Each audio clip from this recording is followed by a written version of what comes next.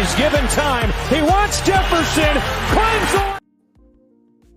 Good morning, everybody. Happy NFL Sunday. Welcome to a brand new episode of Moving the Chains. I am not Ashmir Prasad. I apologize. I am Joe Cardoza, owner and operator of Team MBS Media, and I'm joined by our offensive coordinator, the professor, Mr. Jeff Barnes. Good morning, man. How you doing, Jeff?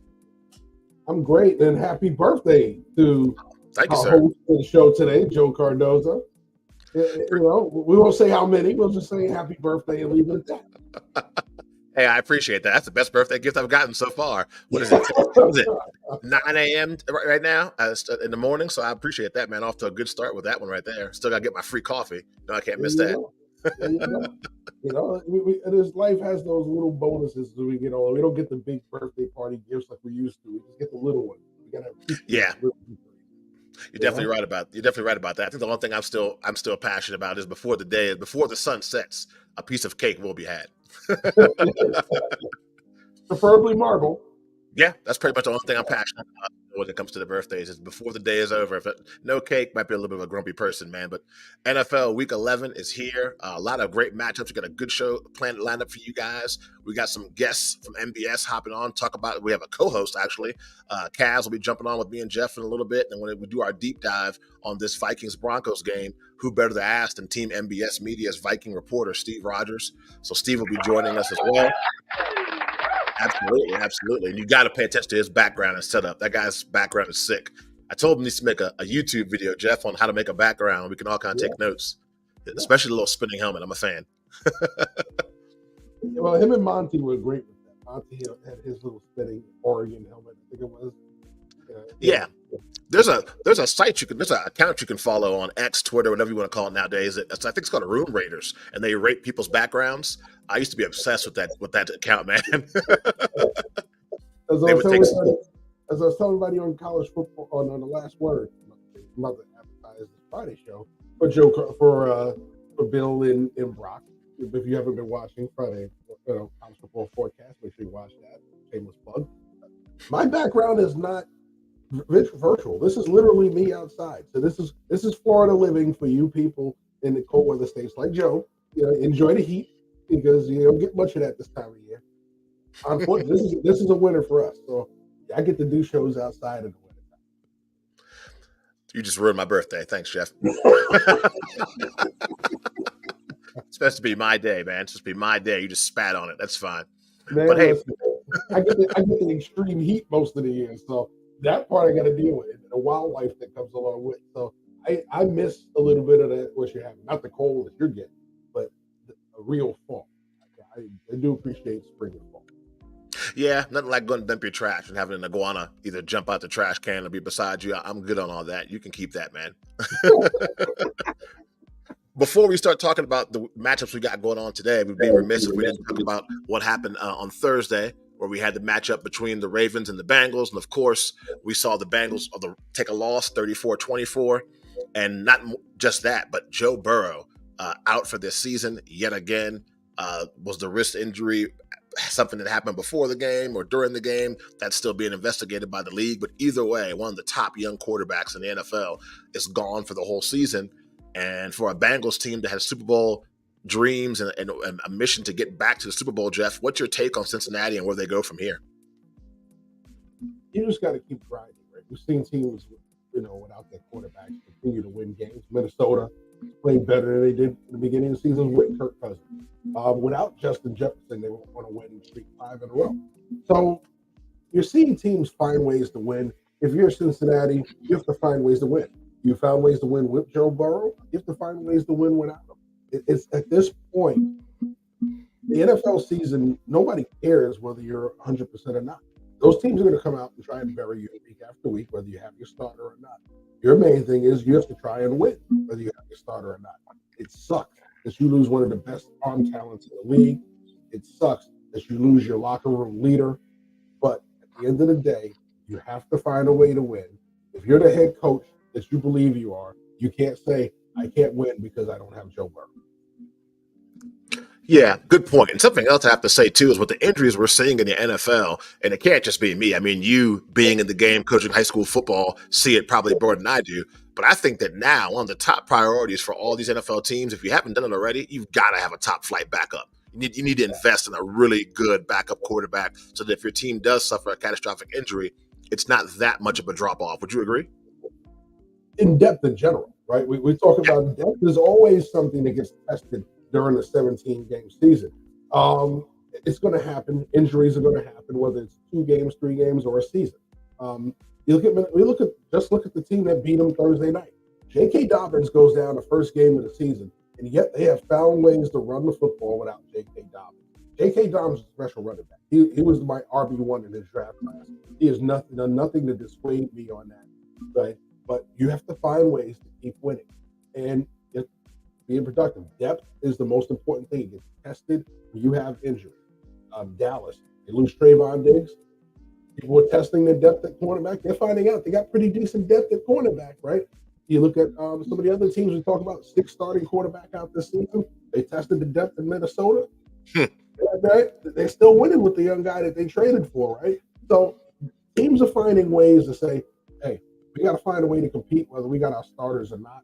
That is a responsible GM. That's what you're supposed to do. Utilize free agency, utilize the draft properly, have pieces in place that are going to help you win in case you're missing somebody.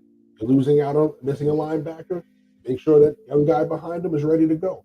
If you're short offensive lineman, there ain't too many on the street. You better have a good draft where you have guys groomed and ready to go when you need them.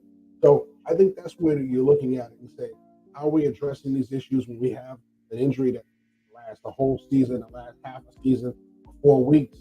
You got to have somebody ready to go. You can't sit there and wonder what's on the street when you're in week 8, 9, or 10. There ain't much left.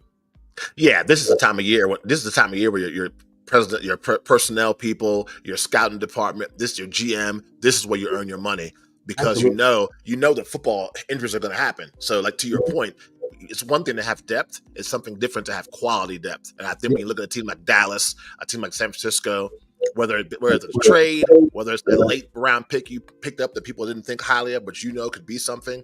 This is kind of where the rubber meets the road right now in the middle of the season.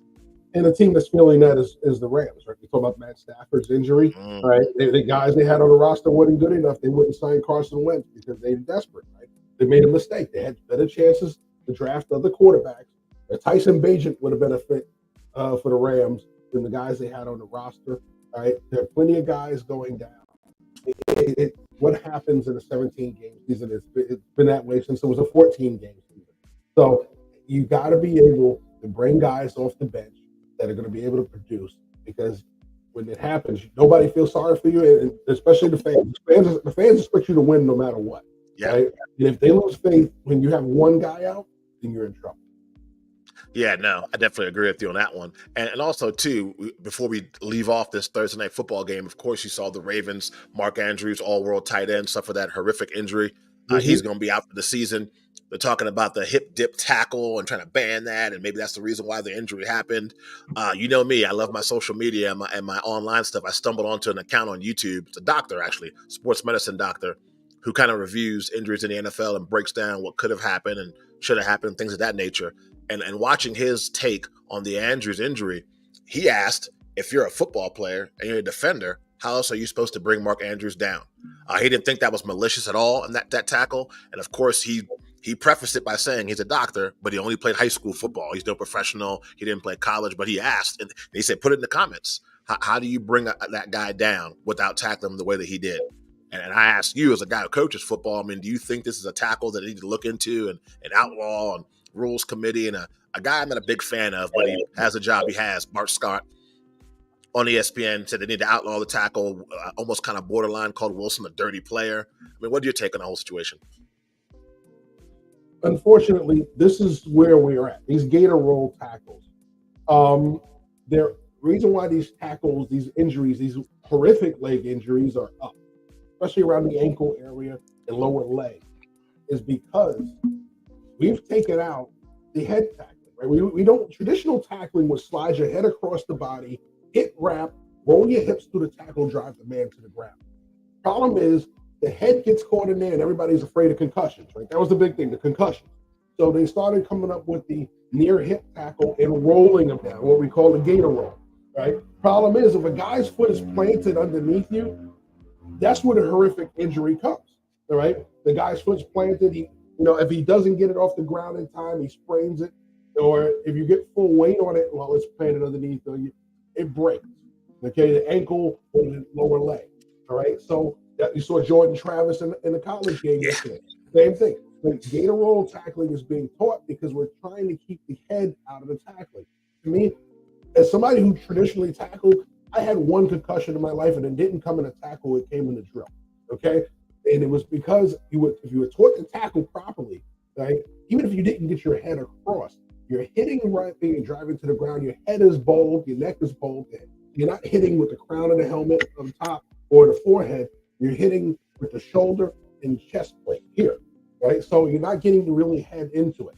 But if you're afraid of getting a bigger player, getting their head across, if you can't get your body across, that's more positioning than it is getting the head across. It's more getting even with the player and being able to get your head across. It's more about body positioning.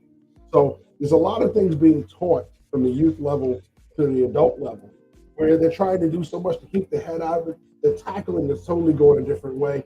Plus, you can't hit the guys up top like you used to. But you go up top on Mark Andrews, you get to the head of the neck area, what happens? You get flagged, right? You get ejected, you get fined, all that other stuff. So the NFL level is even worse than it is at the youth level. So if you go back to traditional tackling, there's certain things you have to live with. If you try to stay away from it and go with the lower waist and leg tackling, you're going to get these injuries. It's unfortunate, but it's an ebb and flow. Okay, if we want to get away from one thing, here's the risk of the other. All right, just like we talked about when Gronkowski used to get his knees taken out because you couldn't hit him high. You guys are diving at the legs and you're taking out guys and they have the knee injuries. All right, it's the rules are one thing that they're so hell bent on taking away the big hits up top, but there's also the fact that they're trying to take away the concussions and they're trying to take away the traditional tackling because they're afraid the traditional tackling was part of the concussion. But from what my experience, if you're teaching tackling properly, if you're doing it properly, you don't have the concussions, but you may get as other things. Listen, it's a rough game. Our bodies are not the same when playing this game, especially if you play it well into adulthood like I did and these guys are doing. Your body, I'm 47, I've got so many ailments physically, and they're going to get worse for me, all right? But it is what it is. That's what I sacrificed to play this game. That's what these guys are doing. They get paid a lot more than I did. So, unfortunately, there's no way to avoid injuries like this. It's going to happen. If we're going to avoid the head injuries, we're going to get the leg injuries. If we're going to go back to traditional tackling, you're going to get some hits that you're not going to like. It is what it is. It's a rough game. It's a violent game. There's certain things we just have to learn to live. No, I definitely agree with you, and I think that also too people that are trying to portray Wilson as somebody who did something dirty.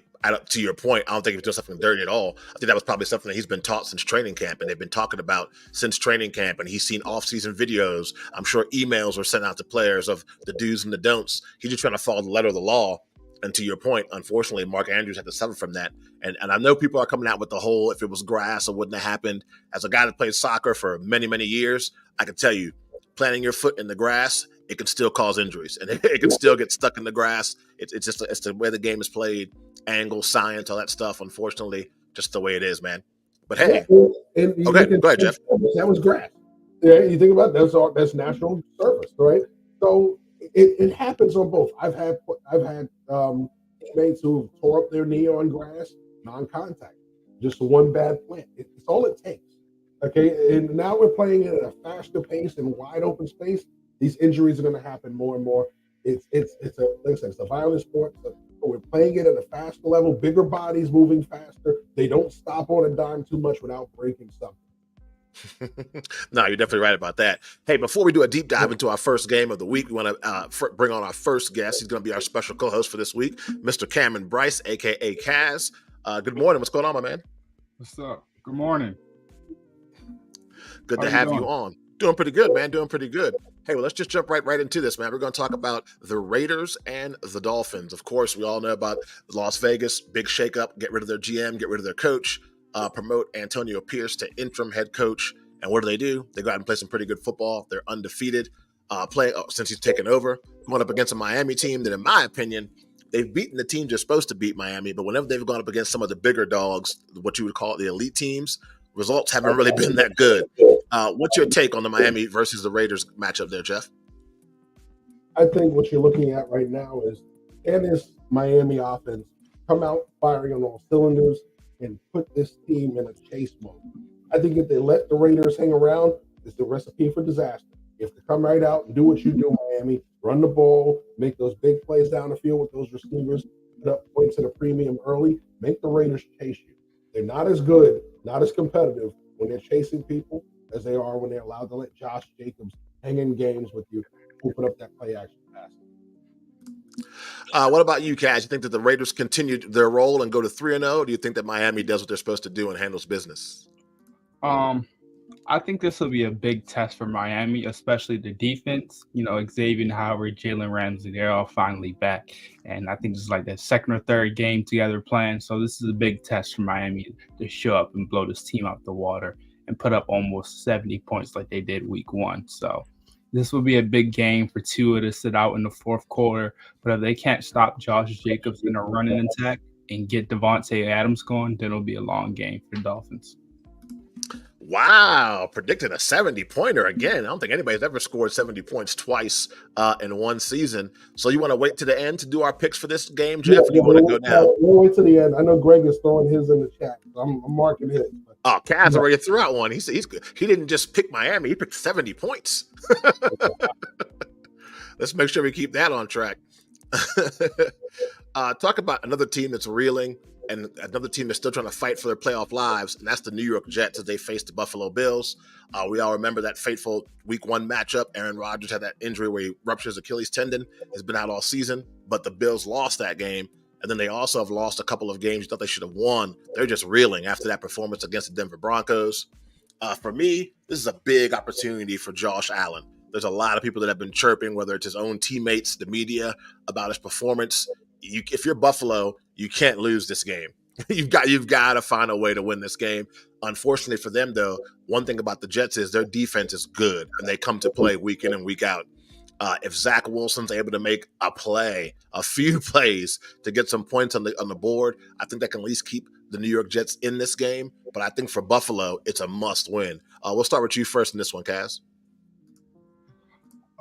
Yeah, like you said, this is a must-win game for Buffalo. You're looking at the AFC wild card race; it's pretty tight. A lot of 5-5, a lot of 4-loss teams. So this is it for Buffalo, and especially in that division. If you go three losses in that division, it's terrible. I don't know how you're making it up, but this is a game more about Josh Allen. We don't want to see the Josh Allen throw 300 yards, 5 touchdowns, 4 interceptions.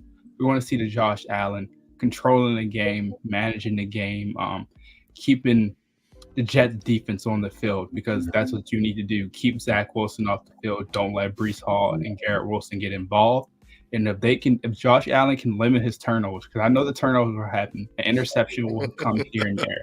But if he can at least take that down to 2 notches and allow his defense to have more rest, and I think the Bills will be fine.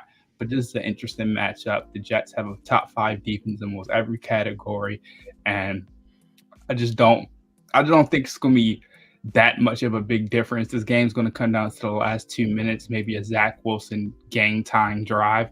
But the Bills have nothing to worry about the Jets offense unless Breece Hall doesn't get going. But the Jets have a lot to worry with Stephon Diggs. I know it's been a lot of drama, so I'm pretty sure Josh Allen's going to be feeding Diggs early and trying to get him going. What do you take on this matchup there, Mr. Barnes? Yeah, I'm going to go with the fact that, one, everybody's going to talk about the Josh Allen matchup here. I think there's more pressure on the other quarterback than Zach Wilson. Listen, this Jets offense has not produced a lot of points most of this season. And everybody looks at the obvious reason. It would have produced a lot of points with Aaron Rodgers. It's not producing a lot of points with Zach Wilson. If you want to beat the Bills, you can't sit there and think that Week 1 victory is the method of how to beat them twice in one season. You're going to have to put up points. You're going to have to do a lot more. They're going to try and take away the running game and force you to throw the football. They're going to trust their secondary. So if you are the Jets right now, you have to find a ways to get those productive young receivers and veteran receivers, Randall Cobb, out early, making big plays to open it up so you can get points early and then open it up where your running game can control the second half.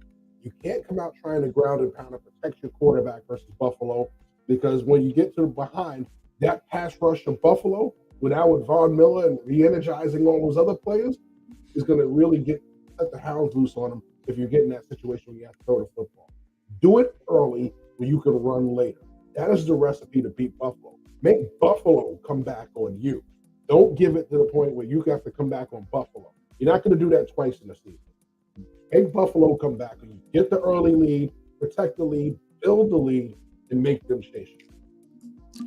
Should cut that into a clip and send that to the New York Jets locker room before they start the game. I agree with you, Jeff. I think you're absolutely right. A lot of the times when I've come up with stuff, that's exactly what teams have done and they've won. So I think somebody's peeking around on the shows trying to get some hints. Sounds like a sponsorship deal to me, my friend. They're going to sponsor us. They like the free material. That's why they're not going to say it. Now, for our next matchup, we got a team that is on the rise that I thought season was over, and then we have another team that could have packed up, folded up, and no one would have blamed them at all. And that's the matchup of the Minnesota Vikings, one of the hottest teams, if not the hottest team. It was Jacksonville for a while, but I think without question now, in my opinion, it's Minnesota going up against a Denver Broncos team that I thought would be thinking about who are we going to pick with our top 4 draft pick. But Sean Payton seems to be righting the ship a little bit and got these guys playing some solid football. So we're definitely going to get our takes and let everybody know how we feel about this matchup. But we wanted to make sure we brought in an exclusive guest. That's Mr. Steve Rogers. He covers the Minnesota Vikings for Team MBS Media. So I want to welcome him to Moving the Chains. Good morning, Steve. Good morning, guys. How's it going? Doing pretty good, man. Doing pretty good. Hey, we'll jump right in this thing and start with you, man. Minnesota Vikings playing against Denver Broncos. What's your breakdown of this matchup? Like you said, this is two of the hottest teams in the NFL right now. AFC NFC matchup. They're going out west, moving the time slot, and it's prime time. We don't have Kirk Cousins, so we won't know if that's going to be a factor into the game, whether or not Kirk Cousins can figure out how to play at prime time.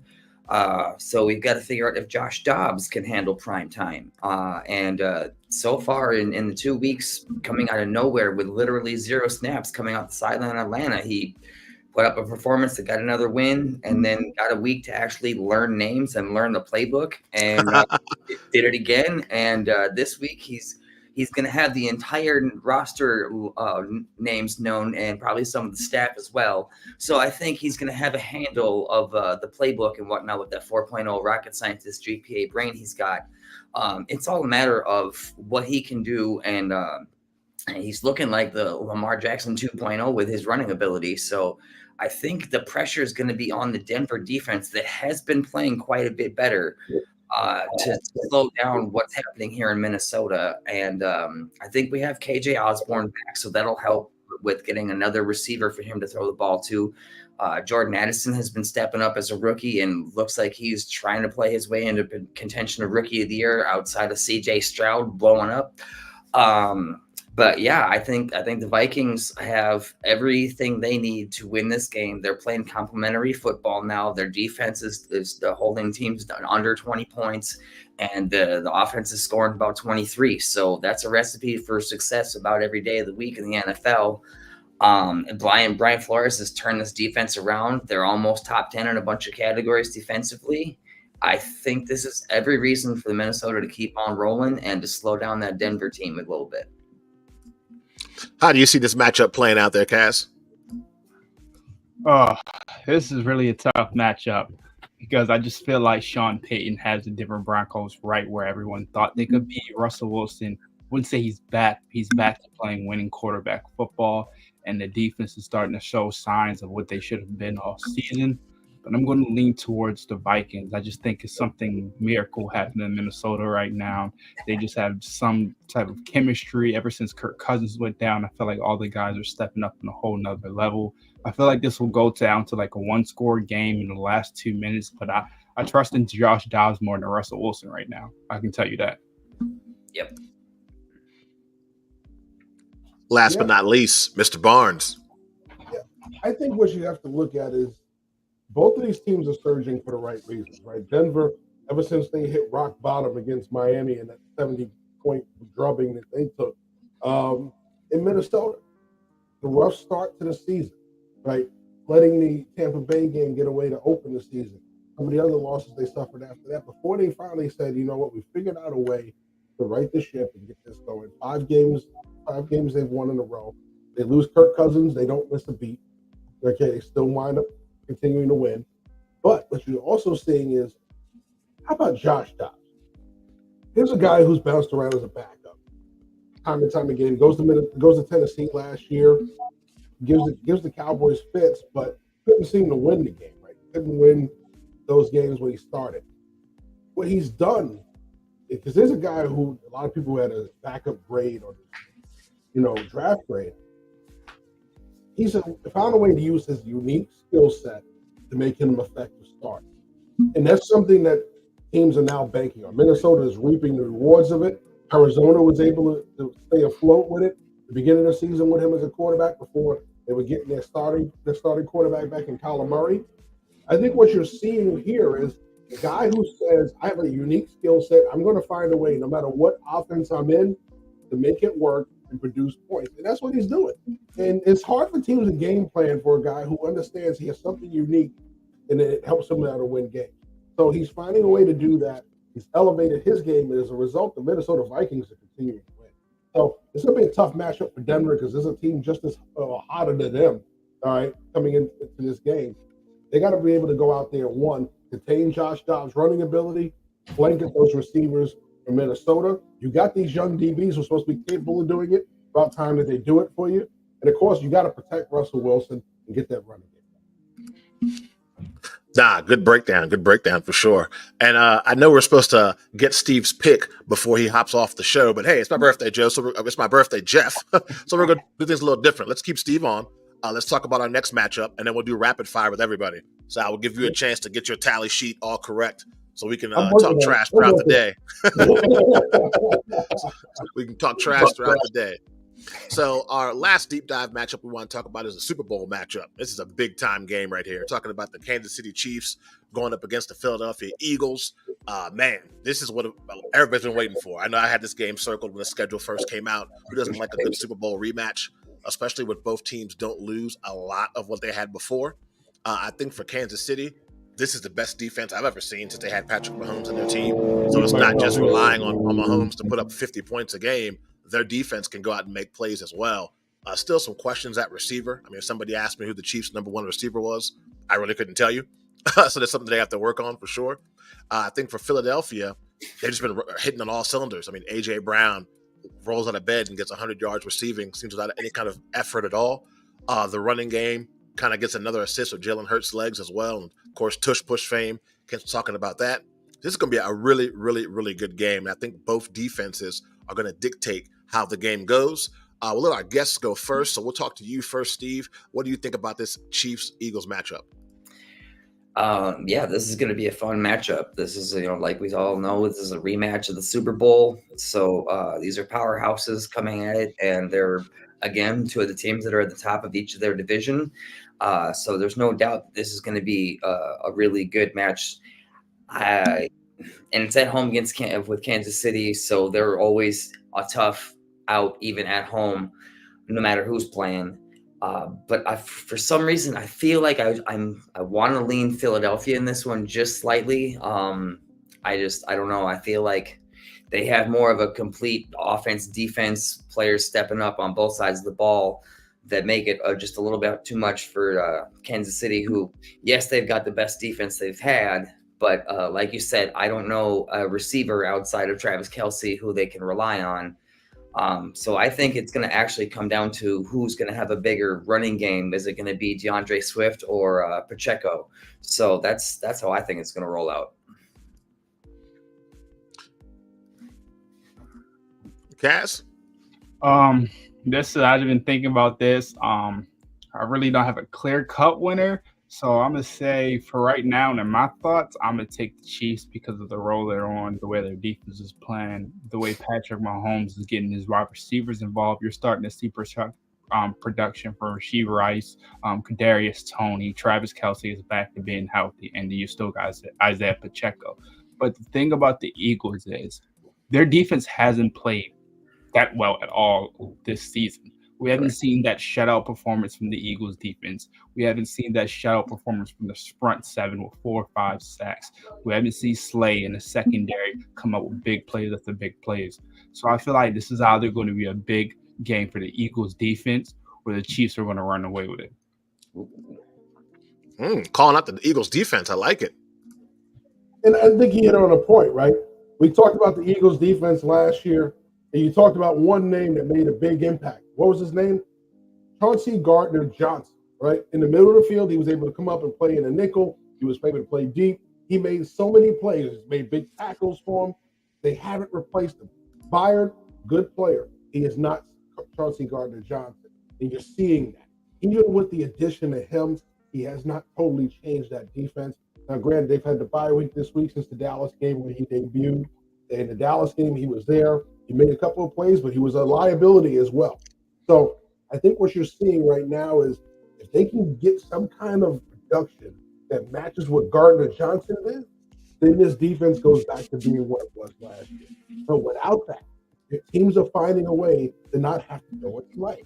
Teams are finding a way to challenge Bradbury. Right? And they're saying, Bradbury, you're not the young corner you were in Carolina. We're able to get some passes on you and do some things to you. So they're able to go after a lot of these players and matchups that they want, right, and take advantage of it because you don't have that mismatch on the inside that causes so many problems on that Eagles defense. So when you talk about the Eagles defense, yes, they still have pass rush. They still have a deep interior defensive line. The linebackers are pretty good, but what you have to really look at is that secondary and that missing piece that made so much of a difference last year that helped that defense become Super Bowl quality is not there anymore, and it shows. Nah, good point for sure. This is a game that everybody's going to watch. So now I know that Steve hasn't been on in a while, and then Kaz has been on in a while. So let me explain to you how the rapid fire segment works. You got to be quick on your toes. So basically, what happens is we call it a matchup. You don't have to do a real deep dive. You're just picking your winner. I mean, you can take a minute or two to get with your decision, and then Jeff keeps track of it. And if you're somebody who doesn't like to get bothered during football, then turn your phones off because Jeff and I all day long are talking trash or admit we were wrong on this pick and wrong on that pick. So if you like to watch your football undisturbed, I want to put your phone on silent during the game so they go final because we're active on Sundays for sure. Well, I got to sit in the top chair last week because when it came to the picks, unfortunately, Joe was 4-8 in the 12 games we picked. Ashmere and Greg were 6-6, and I was 10-2.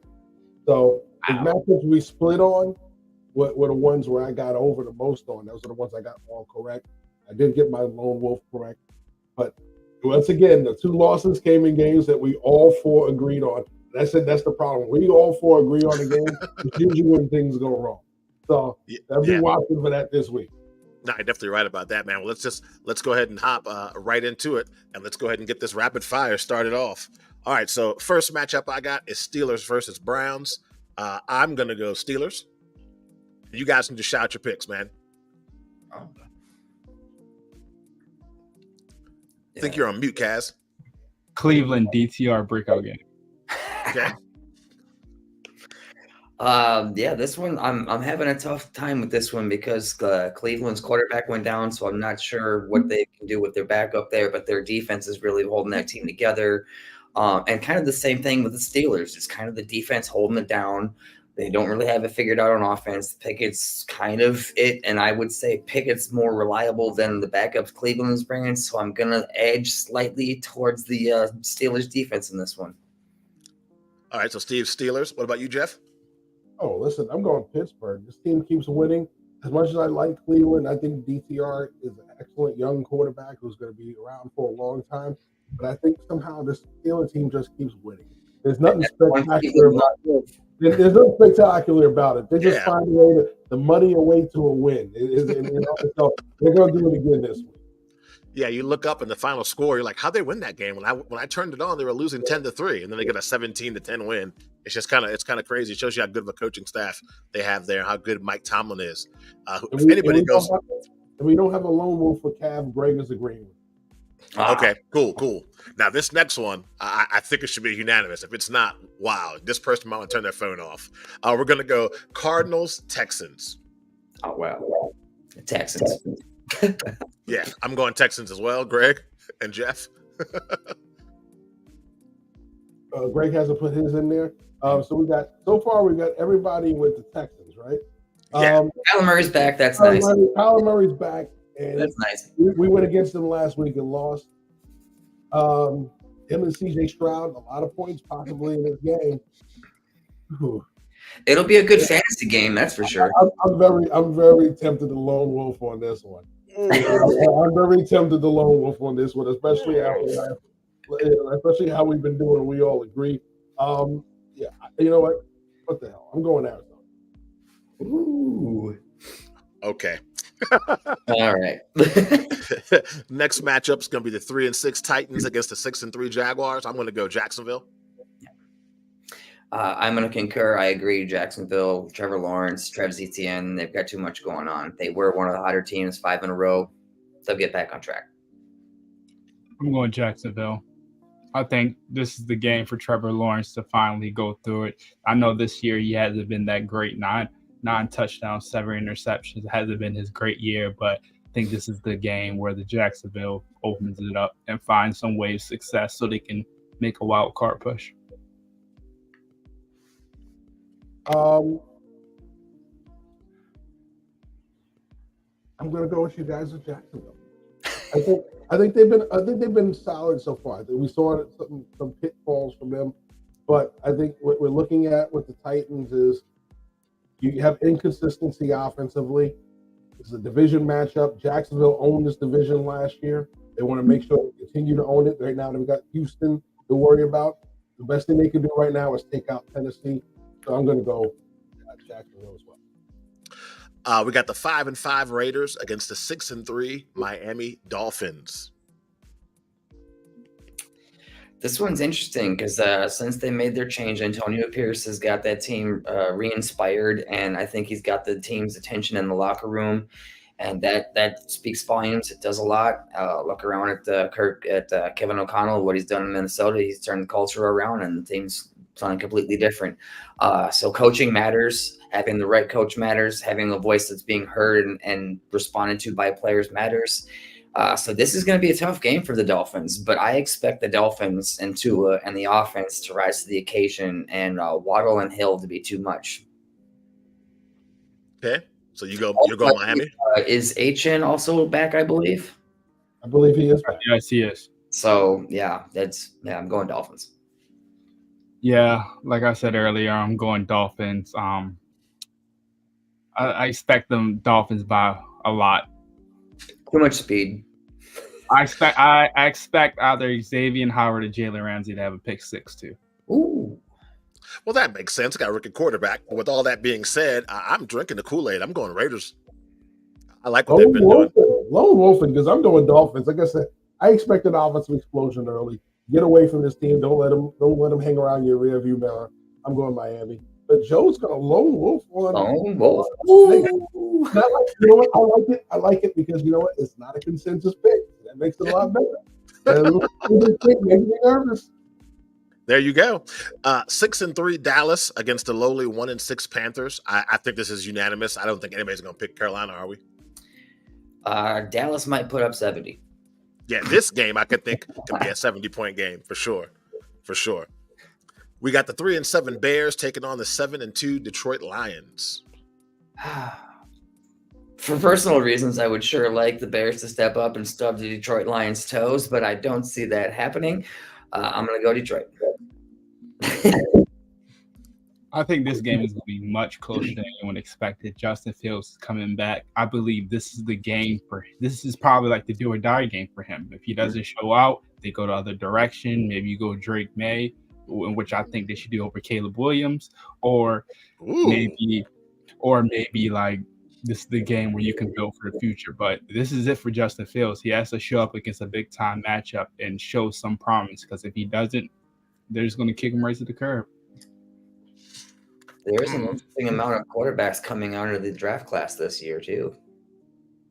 All that being said, I'm still going to go Detroit Lions. I think that they showed me in that game when they went to Green Bay and punched them in the mouth that they win the game they're supposed to win.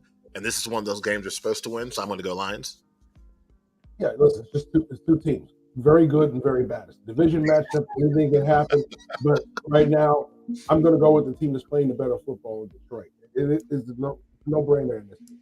Another one of those, the coach has the players' attention and they're responding and playing for him. So it's Dan Campbell's got that team coming along. Well, I woke up this morning and Brandon Staley still has a job. So we have the 4-5 Chargers going up against the 3-6 Green Bay Packers. What do we got? If Green Bay gets this win, it might be the one that breaks the camel's back on that Staley hot seat. But I think the Chargers will manage to get this done as much as we like to see the Chargers getting along on their charging way. Okay. I think Justin Herbert comes out and proving points to all his doubters that he's not a social media quarterback, and he is, which I will believe, a top 5 quarterback. So I got the Chargers by 17. Ooh. Okay. You know what? I know that the football changes from week to week and depends on matchups, but I just find it hard to believe what I saw those first 3 games from Jordan Love is just all gone. The comeback against Atlanta where they almost pulled it off, and then after the Atlanta, the floor just fell from underneath this kid.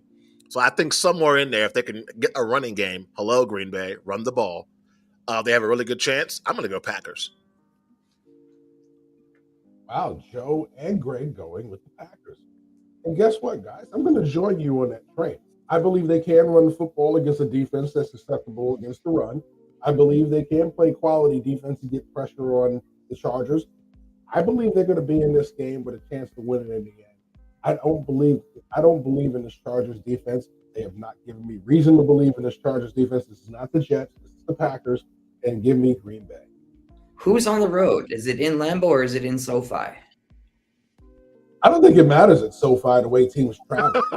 I'll be realistic. You think of home field advantage at most stadiums, the home field's crowd is loud. Yeah. Well, but being in Lambeau makes a difference, though, and so I might go to it might be Green Bay sneaking one at home. The game's at Lambeau. It is at Lambeau, but it would have been Lambeau light had they been. There would have been enough Packers fans there to make it like a home. You watch it every week. It's like, well, what is the purpose of playing in a stadium where you don't have a home field advantage? See, the whole point is to have a fan base that's going to fill it up and make it loud, not sell tickets in concert.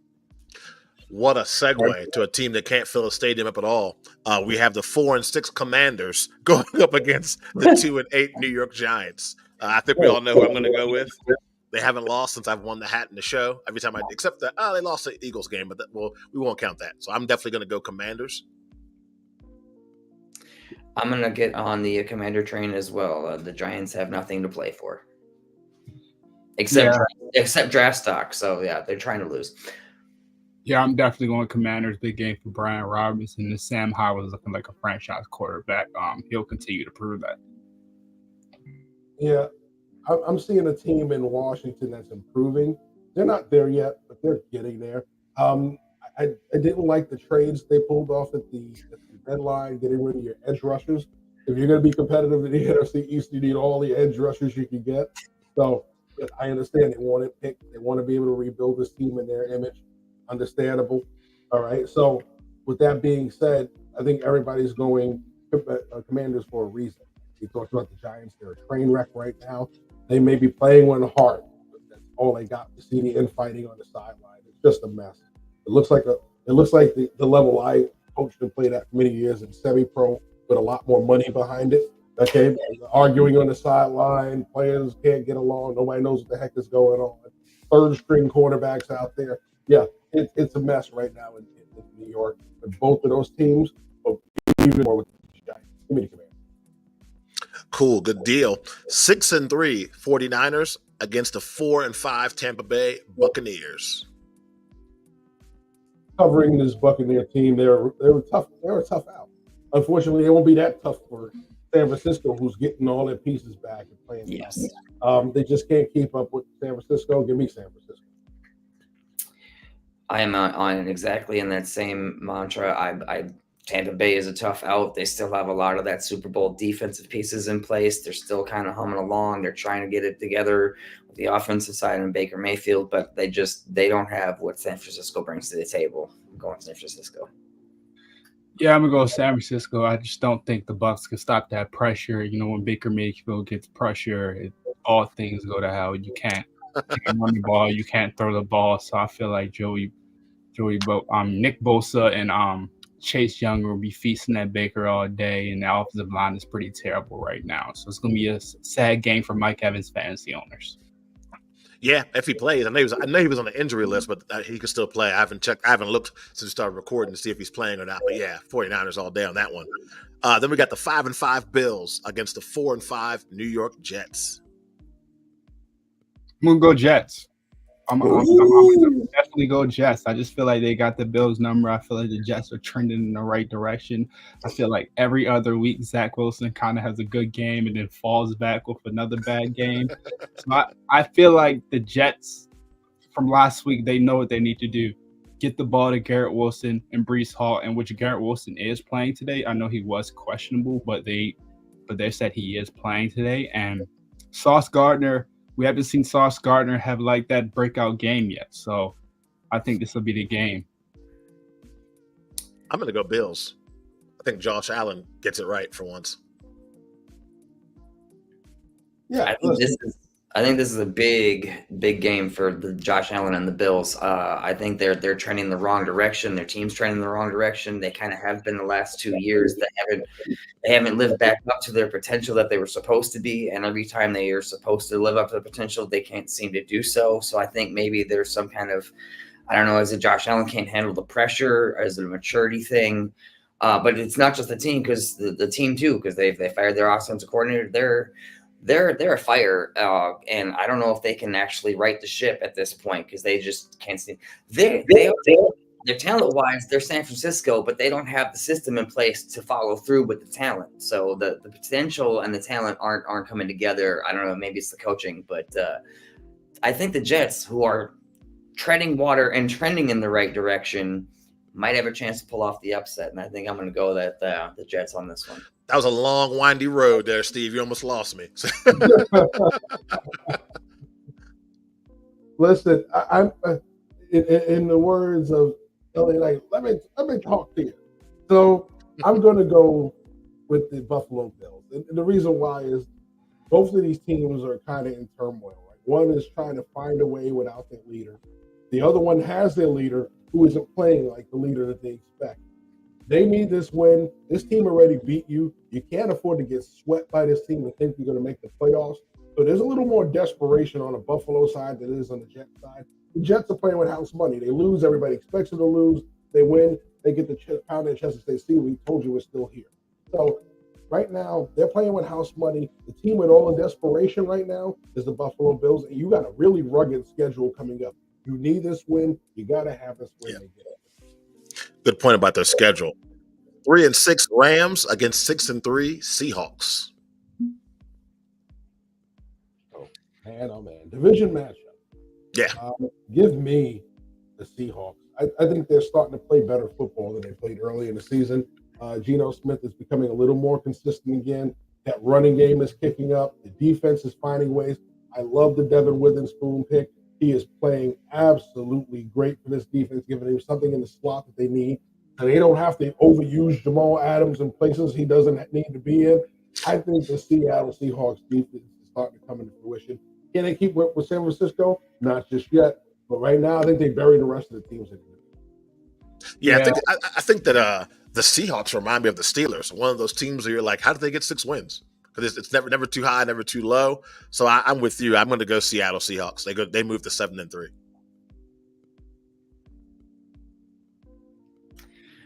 Yeah, I'm as much as I'm liking the wide receiver story of the Rams, and but I think Seattle has too much going on. They've got Pete Carroll, the coaching system that is still being bought into for the most part, and they're playing better ball. And I think Seattle is going to continue to challenge San Francisco for that West Coast out there.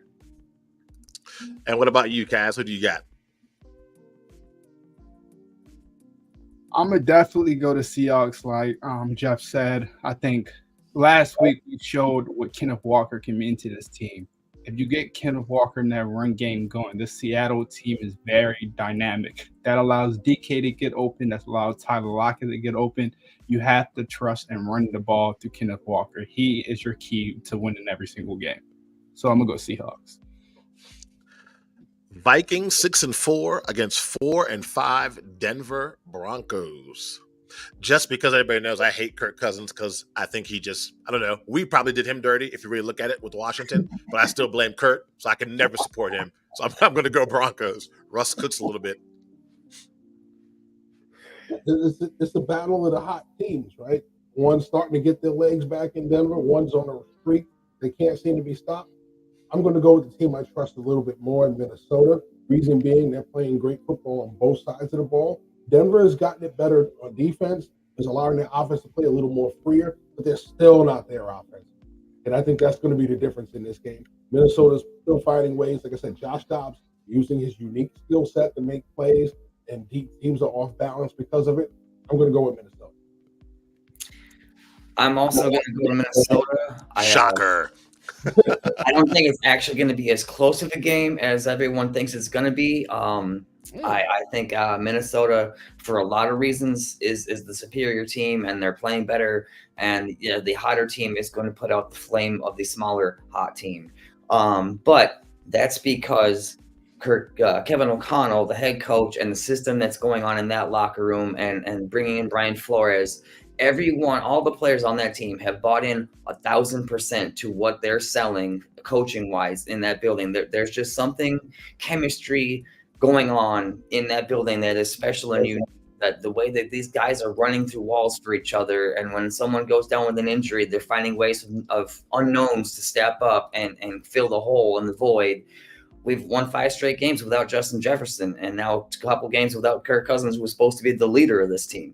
We just keep finding ways to win, and it's because of Kevin O'Connell. And I think it's going to actually be a big game for Minnesota, and they're going to win by maybe double digits. I'll say this: it's all fun and games till that Colorado altitude hits you. That's all I'm gonna say about that matchup. Our last one, Super Bowl matchup, Monday Night Football. We have the 8-1 Philadelphia Eagles against the Kansas City Chiefs, sitting at 7-2. Eagles. Definitely taking the Eagles. Thought about this a lot. Feel like Jalen Hurts is finally getting back to being healthy. He's had a long rest. He's got to get that knee back. I know it's not fully 100%, but we're due for one of those games from Patrick Mahomes. He's been playing at the MVP level since his first struggles throughout the first 3 weeks. But I feel like the Eagles defense, this might be a statement game for them to get back on the Chiefs.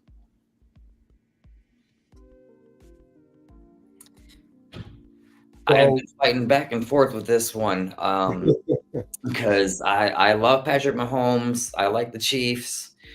I've up until right now on the show, I was convinced myself that the Eagles were going to go on the road. They both coming off their bye. I think the Eagles have a slightly better offensive line, and maybe that's why I was edging the Eagles' direction. But the unknown X factor, the Pacheco and McKinnon factor for Kansas City might be a sneaky how they get the trick player to gadget out of McKinnon and sneak a win out at home. So I'm going to go Eagles. Fair. So Greg is already called Kansas City. Is he going to lone wolf on this one? No, he is not, because I didn't make my pick. Oh, that's true. He's the only one of my man crush quarterbacks left is Patrick Mahomes. Aaron Rodgers out. My boy Joe Burrow out. The last guy standing is Patrick Mahomes. I'm not going to go against him. So I'm going to go Chiefs. He seems to always be still standing too. It's amazing. Well, who gets to break the split then? I guess it's me. So we got 2 for the Eagles. We got 2 for Kansas City. Listen, guys, there's no doubt about it. The Eagles are the best team in the NFC right now. But that team on the other side is a team that beat them for the ring last year. And there's a reason why. They have the best quarterback in the league. And he is still there with the same pieces that he won with last year, minus Juju Smith-Schuster, who they've basically replaced with a young Rashid Rice. I like what Kansas City is doing right now. It is not flashy. It is not what they got there the first time doing, but it is effective. The defense looks a lot better now. They're not scoring 30, 40 points a game than when they were earlier. Right? They're playing better football, balanced football. They're finding ways to move the football on the ground, and it's not overpowering, but it's effective. And it does enough to allow Mahomes, Kelsey, and those young receivers to do the things they need to do. I think Philadelphia is going to be in this game. I think they're going to lead at points in this game. But in the end, I think it's going to be Kansas City is going to stay. Cool, man. Well, thanks for joining us, Kaz and Steve, for Rapid Fire. It's always fun. And like I said, we'll be keeping track throughout the day of what we got right and what we got wrong. Now, before we wrap the show up, we definitely want to let everybody know where they can follow you. Obviously, we can find your work on teammbsmedia.com or for Kaz's case on the YouTube channel as well. But I just want to give both of you guys the floor real quick and let everybody know where they can find you at. We'll start with you first, Kaz. Well, you can find me on YouTube, Twitter, Instagram at KazBTV1, in which I'll be posting daily MLB content, NFL, start getting more into NBA. But in the recent upcoming months, I'll be starting my own MLB podcast, in which I'll be bringing MLB athletes, scout managers, and people across the world on. So you guys can catch me on there too. Very cool. And Mr. Rogers? Yes, you can find me, like you said, all of my work is on teammbsmedia.com. And I am on Twitter at the real Mr. Rogers 814. The other socials are just the real Mr. Rogers on Insta and TikTok. We have a request, Joe. I'm down with that. And he really wanted us to go rapid fire because he spelled pick in German. And it's been requested for us to pick the Thanksgiving Day games. No problem at all. We have the 3-6 Packers going up against the 7-2 Lions on Thanksgiving Day. I'm going to go Lions again. I mean, we saw what they did in Lambeau. I think they do even worse at home. So I picked the Lions for that game. Definitely Lions. Thanksgiving Day. Yeah, Lions. Yeah. I'm going to go Detroit as well. Then we have right now, record's probably going to be 7-3 at the time, but we have the Cowboys playing against the Commanders. I'm going to be a realist. As much as I want the Commanders to pull it off, I think that Dallas is just way too talented. Too many points on the board for Washington to keep up. I'm going to go Commanders. I think Dallas is due for a bad game, and Dak Prescott's due for a bad game. I don't believe they can play at this level every single week. Ooh. That is kind of the Dallas way. I think I'm still going to go ahead and say the Cowboys are going to get this turducken dig.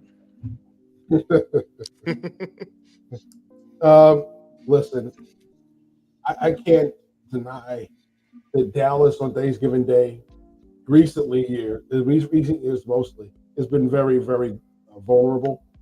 However, I think when you look at the two teams, one team is playing better and consistent.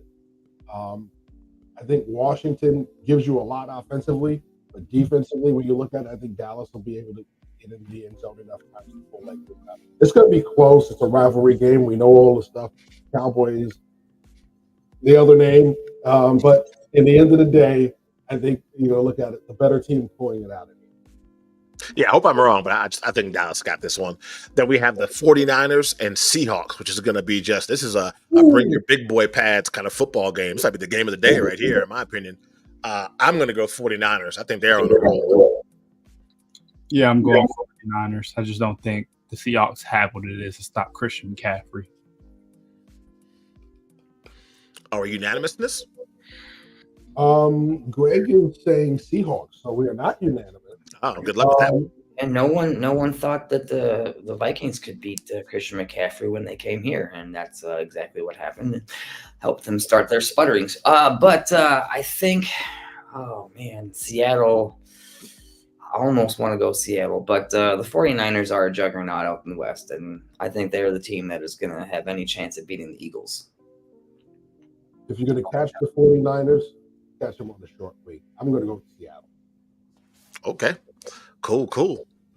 Well, man, another good episode of Moving the Chains. And once again, I definitely want to thank Kaz and Steve for jumping on here with us and joining us. Ashmere, if she's not strobing the globe somewhere, be back with us next week. As always, make sure you like and subscribe to the channel. And for more content, you can find us on all social media platforms at Team MBS. All you have to search.